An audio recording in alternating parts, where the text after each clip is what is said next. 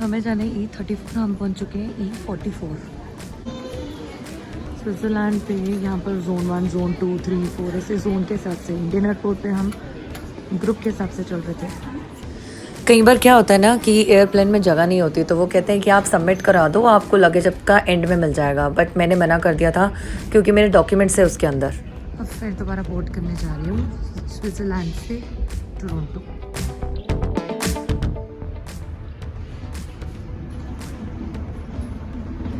Finally Switzerland से air Canada की flight पकड़ के मैं टोरंटो जाऊँगी। This is such an exciting moment.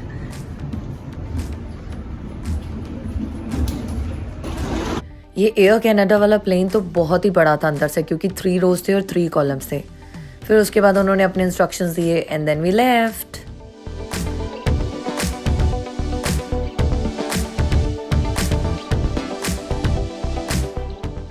Delhi से ज़्यूरिख तक का मेरा जो ड्यूरेशन था वो था 8 आवर्स 45 मिनट्स। उसके बाद Switzerland to Toronto again it was 8 hours 55 minutes. पर ये बिल्कुल भी बोरिंग ट्रिप नहीं था, बहुत मज़ा आया। एंड स्पेशली जब आप फर्स्ट टाइम जा रहे हो तो आप वैसे ही बहुत एक्साइटेड हो गए लोगों से मिलने के लिए भी, और आगे कैसा रहेगा उसके लिए भी। डिफरेंट कल्चर के लोगों से आप मिलते हो, so it's really very fascinating.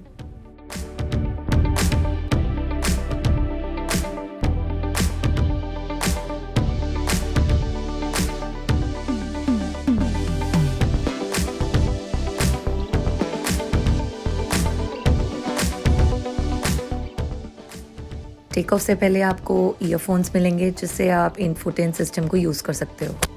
अपनी सीट पर बैठने के बाद आप लोग इस टीवी को ऑपरेट कर सकते हैं and you can have a look on many things, जैसे कि flight map, food, drink, entertainment. तो मैंने सब कुछ देखा था, बट मुझे सबसे ज़्यादा इंटरेस्टिंग फ़्लाइट मैप लगा था, क्योंकि वो हमें टाइम टू टाइम अवेयर कर रहा था हम कहाँ पर हैं, कितना हमने कवर कर लिया डिस्टेंस, सी लेवल से हम कितना ऊपर हैं। सो मैं उसको सबसे ज़्यादा देखती रही हूँ।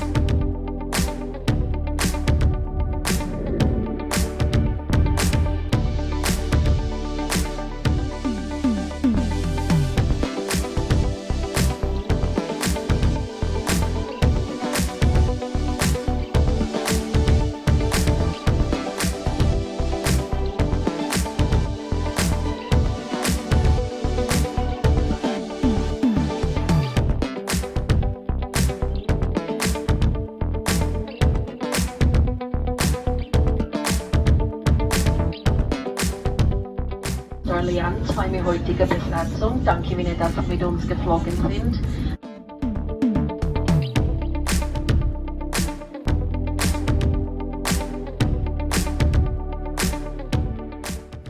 टोरंटो एयरपोर्ट बेहद ही बड़ा और बहुत ही सुंदर एयरपोर्ट है। आप जब यहाँ पर अराइव करेंगे तो याद रखना कि आपको अपने डॉक्यूमेंट्स हैंडी रखने हैं, क्योंकि टोरंटो में मैंने पता किया था जितनी भी इमिग्रेशन होगी कनाडा के अंदर it will be done in Toronto itself. मुझे थंडर बे जाना था, बट मुझे नहीं कंफर्म था कि मुझे मिलेगा कहाँ पर स्टडी परमिट, तो इट वाज हेयर ओनली। दूसरी चीज़, आपको फ़्लाइट इंफॉर्मेशन बोर्ड हमेशा देखना है, क्योंकि ये आपको बिल्कुल ट्रैक में रखेगा कि आपको आपका प्लेन कौन से गेट नंबर पे मिलेगा।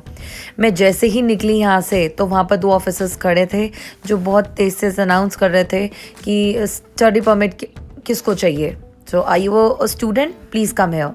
तो यहाँ पर इकट्ठा कर लिया, जैसे कि आप देख सकते हैं। ओके, आगे बढ़ने से पहले मैं आपको बता दूं, मैं जैसे ही टोरंटो में उतरी तो मैं यहाँ से तो आगे जा रही थी और मैं गई भी। आई वॉज कन्फ्यूज, मुझे लगा थंडर बे में मुझे मिलेगा।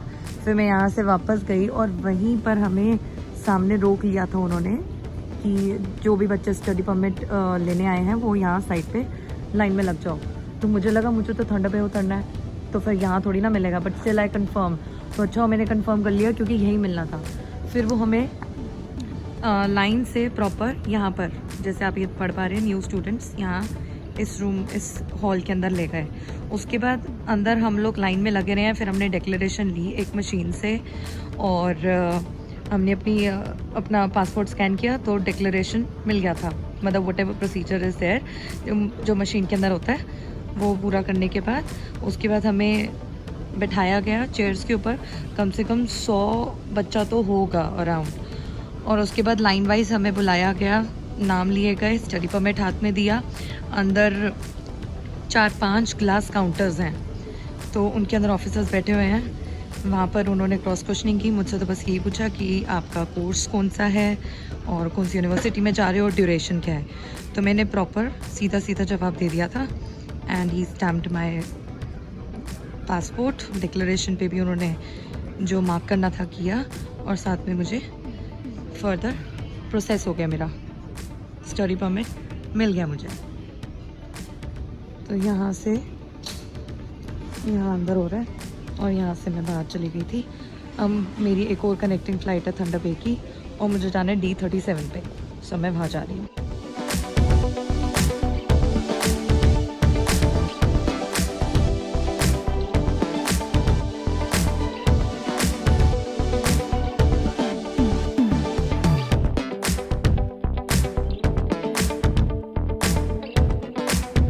वहाँ पर मेरा डिक्लेरेशन रिसीट ले लिया गया। And then I was asked कि आप जा सकते हो, now I am moving further. एक चीज़ और, जैसे कि 29 दिसंबर 2022 की मेरी फ़्लाइट थी, थ्रू आउट मुझसे किसी ने कोविड की रिपोर्ट मांगी नहीं, और साथ में अराइव कैन के बारे में भी कुछ नहीं पूछा। जो मुझे पता था कि ये 2 चीज़ें बहुत इंपॉर्टेंट है and it may be asked, but मुझसे किसी ने नहीं पूछा, ना किसी ने चेक किया। But for a safer side मैंने कोविड का टेस्ट भी करा रखा था, और साथ में मैंने अराइव कैन की भी डिटेल सारी फिल कर रखी थी।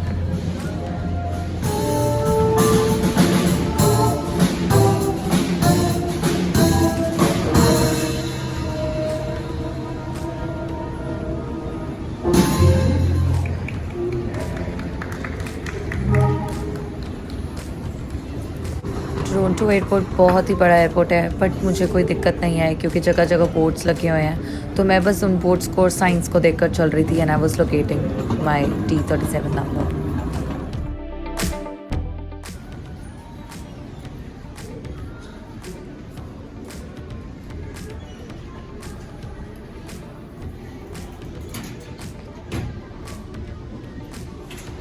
मैं यहाँ D37 टाइम पे तो आ गई थी, बट फिर मैंने यहीं के एक ऑफिसर मैडम से कंफर्म किया, तो उन्होंने चेक किया। वो कह रही है कि D38 है।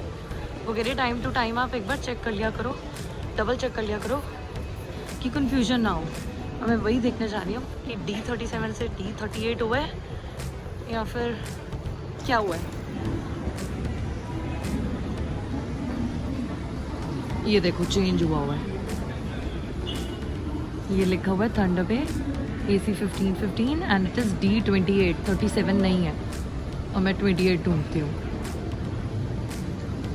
तो आप लोग भी प्लीज़ डबल चेक करके आइएगा। इस तरह की कन्फ्यूजन हो गई और वो भी एंड टाइम पे पता लगा तो बहुत ही गड़बड़ हो जाएगी। अच्छा हो मैंने पता कर लिया।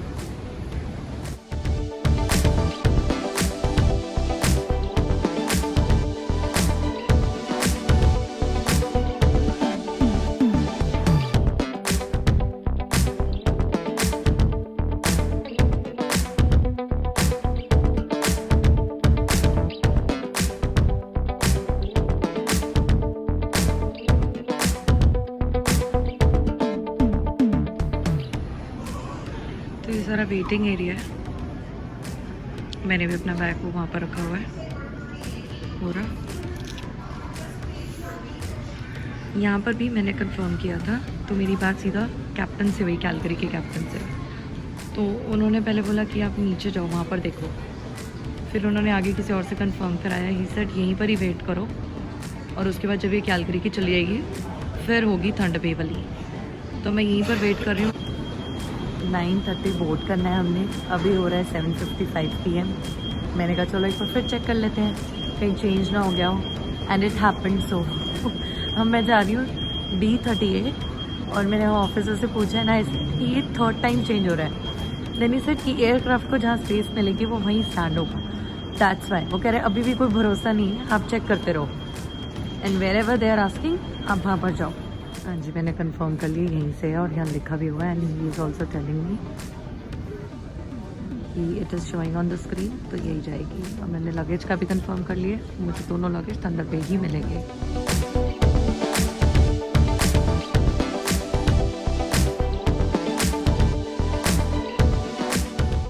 पिछले 2 प्लेन्स में तो मेरा ये हाल था कि बैठने की भी जगह नहीं थी, और ये लास्ट प्लेन में ऐसा था कि मेरे साथ की दोनों सीट्स खाली, तो मैं बहुत आराम से आई लास्ट में। तो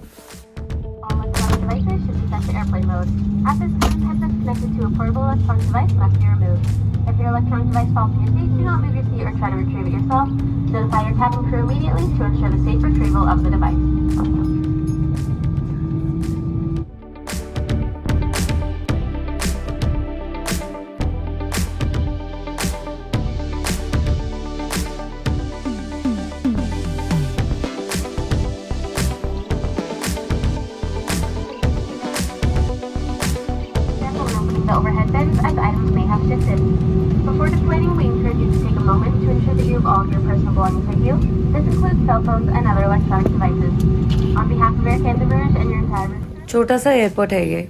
यहाँ पर मुझे कुछ अपनी यूनिवर्सिटी के और कुछ कॉन्फेडरेशन कॉलेज के मिल गए बच्चे।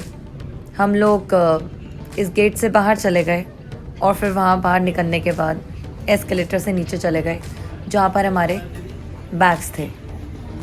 हमने नीचे बैग्स कलेक्ट किए and then we went to our own places.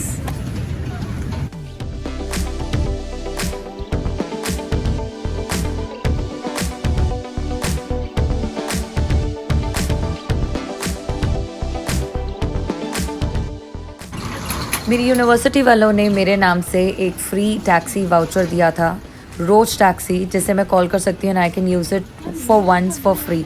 मैंने उन्हें कॉल किया and they were there. Okay, तो छोटा सा एयरपोर्ट है, ज़्यादा बड़ा एयरपोर्ट नहीं है। और मुझे बिल्कुल भी ठंड नहीं लग रही क्योंकि मैं बहुत पैक होकर आई थी। सामान वामान अंदर रखवा दिया है।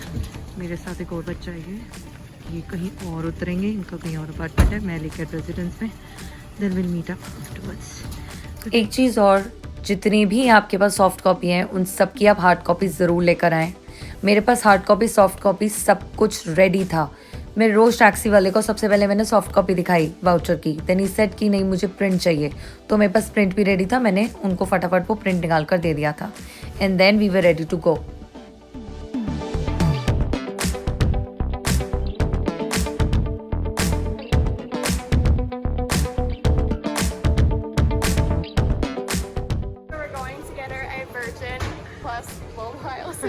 ये अब सो रहा है ना, लेकर यूनिवर्सिटी